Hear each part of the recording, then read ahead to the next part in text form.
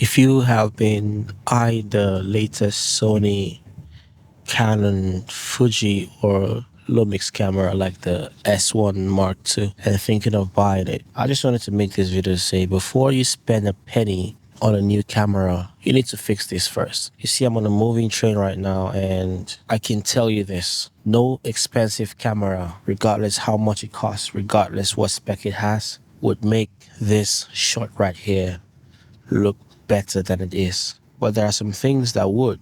So, what are those things? Because I'm in a train, the light is very inconsistent. There's light from the window, there's light from inside of the train. We're going through tunnels, we're going through trees, and the light's just coming in and going out. You know, there's dark areas and bright areas. But lighting is something that really can make or break your video. The professionals are very intentional with their lighting. You see, most of us come from like iPhones. Before we get our smartphones, before we get our cameras, we start from smartphones, Samsungs, Apple, whatever.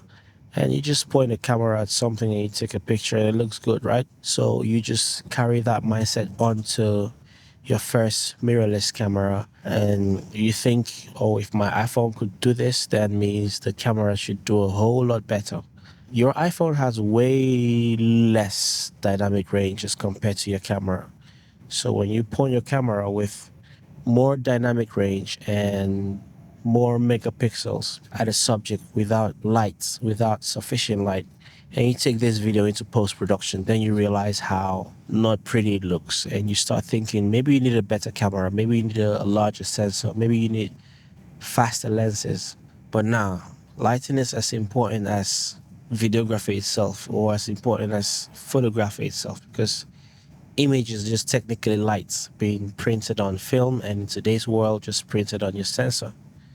So if I had more consistent light, this shot would be more appealing. I'm trying to avoid the word cinematic here because I think it's overused. You could make a $500 or £500 camera look like a cinema beast if you spend more time, knowledge, and money on your lighting. But you cannot make a very expensive camera see light that is not there. And the next thing is audio. I don't for sure know what this audio will sound like right now because, like I said, I'm on a train, the engine rumbles, there's people talking in the background. I'll try my best to filter out the noise, but if I have really good audio, I'm able to captivate your attention better than I can with a really good looking video with crappy audio. There's no better way to say this. It's just how the human brain works. That's why you see gamers succeed. You see them stream to thousands of people, and the quality of the game stream is just 1080 or 720. But their audio is good. The game audio is good. Their mic audio is good.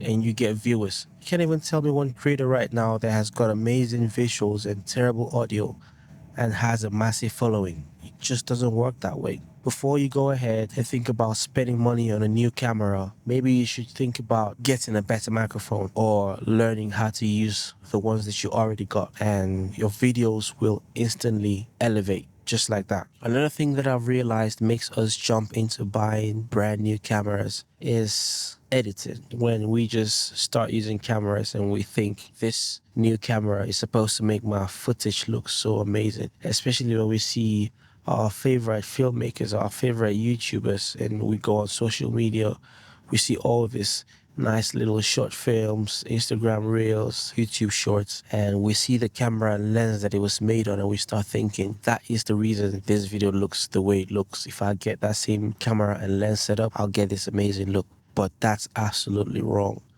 If you don't take the time to learn the color pipeline, how to edit, how to color grade, how to cut your videos, how to do sound design, and all the fundamentals and basic stuff that makes a video look good, your video will still look trash regardless what camera you upgrade to.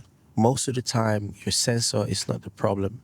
You have enough dynamic range, you have enough resolution, enough everything, but you just don't know how to edit your videos. You just don't know how to grade your colors.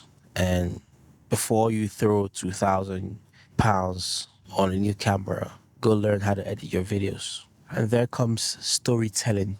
You know, when people say storytelling with videos, it kind of feels weird at first because, like, what do you mean storytelling?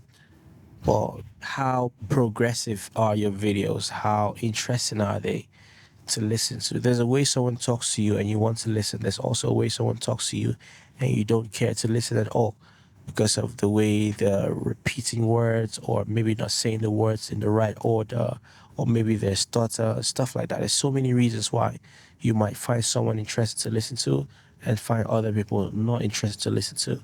So when you're making your videos, the way that you structure your words, the clips that you show, what comes first, what comes after, is very important. It's more important than what camera you shot those with. We still watch and enjoy old movies that were shot on 8mm film cameras, and they stick with us. Not because of the quality of the video, but the story behind what we watched and what we saw. It goes as far as composition as well. You don't just wham your camera at any position and just think it's going to look good. There's certain ways to make things look good. Make use of foreground, make use of background elements, you know, make use of proper visual balance. If you're framing a photo or a video and there's loads of empty space on one side, instinctively you will learn how to cover it up with something, or fill it with something, or leave it blank on purpose and not just point and shoot. So color grading, editing, you know, composition, storytelling, light, audio, all these things, they come hand in hand in making you make amazing videos and photos as well. So what I would encourage you to do is to go back and learn your gear inside and out. Make sure that you understand the camera that you have to a point where you know for a fact that it has become a limiting factor to you because you've built so much skill and you've used all the features, you've made the best out of it. And trust me, any camera made in the past few years from like 2020 till now, if you're trying this with those, you realize that your skill was a problem the whole time. It wasn't the camera. From the A7 IV to the A7C to the FX3, FX30, A6700, they're all wonderful cameras, and you can make anything work and look great with those cameras if you know exactly what you're doing. Master light, composition, and sound. Build a repeatable workflow.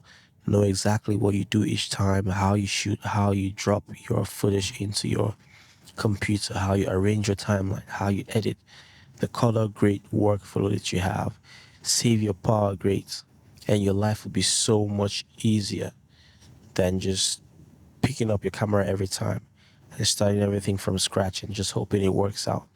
Most of the time, you forget certain steps. Most of the time, you repeat something in a way that won't work with the new things that you've tried. And before you get to the editing stage, you need to shoot intentionally too.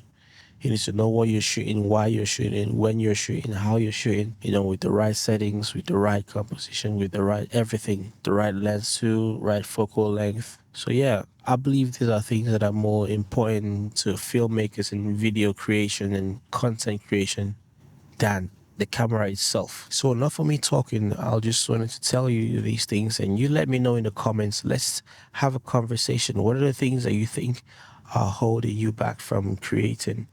What are the things that you wish were different that you had and you would make better content? Let me know if there's a limiting factor or if you are just your own problem. I'll see you again on the next video. Don't forget to drop a comment and like, subscribe. Bye.